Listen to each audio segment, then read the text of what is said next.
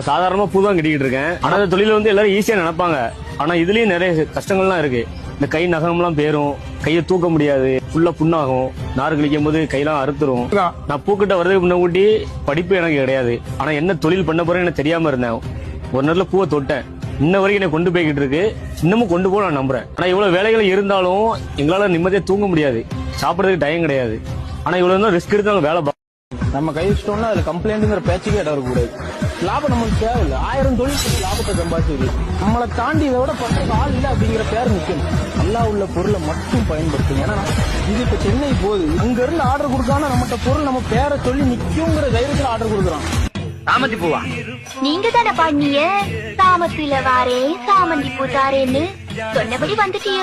ஆனா சாமந்தி பூவை தான் காணோம். ஏன் கிடைக்கலையா? சாமத்தில வார எம்மா சாமந்தி புத்தார கோவப்பட்டு பார்த்தா எம்மா வந்த வழி போ. சாதாரணமா பூ தான் கட்டிக்கிட்டு இருக்கேன். ஆனா இந்த தொழில வந்து எல்லாரும் ஈஸியா நினைப்பாங்க. ஆனா இதுலயும் நிறைய கஷ்டங்கள்லாம் இருக்கு. இந்த கை நகை